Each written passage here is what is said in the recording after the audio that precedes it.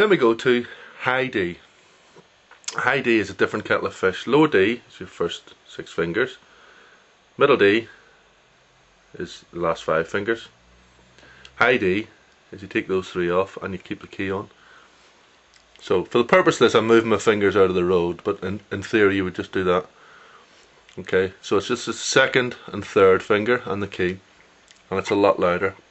So you tighten your mouth a little bit tighter and you dry spit a bit clearer.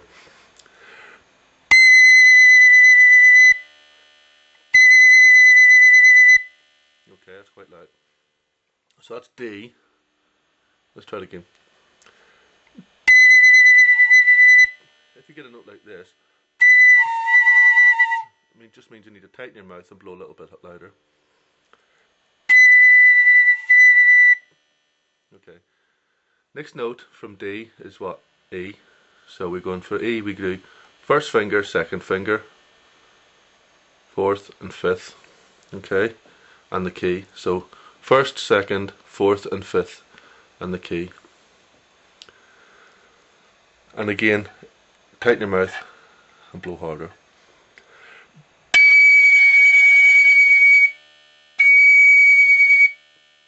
Now the E is quite hard. It's a lot harder than the D, and you normally find with these ebonite type flutes, the Miller Browns and the Ferris and Drum Sounds and all the different ones that you can buy on the internet, the E will come when you've blown the flute in, when you've played it for a long time.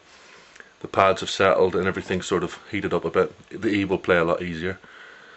This flute at the moment that I'm playing is a Ferris. I don't know if you can see that, Ferris.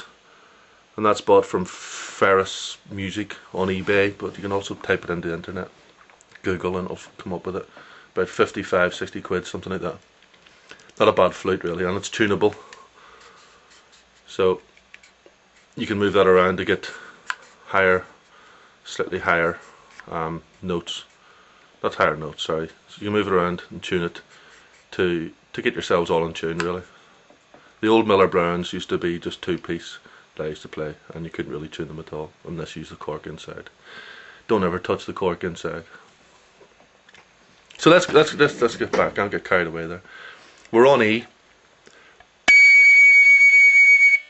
Then we're going to F again. So F is 1st finger, 3rd finger, 4th finger, and 6th finger. It can be played alternative fingering that way or whatever, but I play it this way.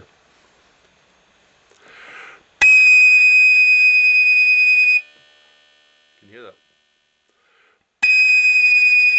That's 1st, 3rd, 4th, and 6th. No key, and the middle 2 fingers are off. Right? They're sort of redundant. Then the next note is A. Sorry, it's not. It's G. So F. Keep practicing that. F. The next note's G. So you lift that off.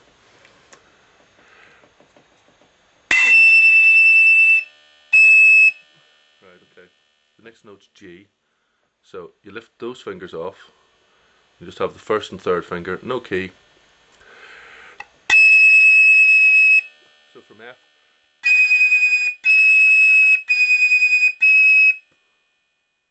what's G, yeah? The next note is A, which very few bands play, very few tunes that we play it, because it's quite hard to reach, but it's 2nd and 3rd finger. This is the last note, the highest note. 2nd and 3rd fingers if you're playing a D, but then you're playing that little key there, which would be D sharp on the higher octave, or a G sharp if it's playing there, G sharp. So you play that. The next 2 fingers, that and that. So it's 2nd finger, 3rd finger, 4th finger, 5th finger, bottom key, that key. I can't see that. And then that key.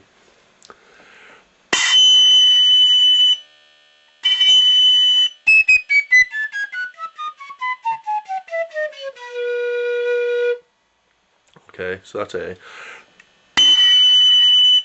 Quite high. Most of the arrangements for the B flat, they take the A out and try and keep G as the top note.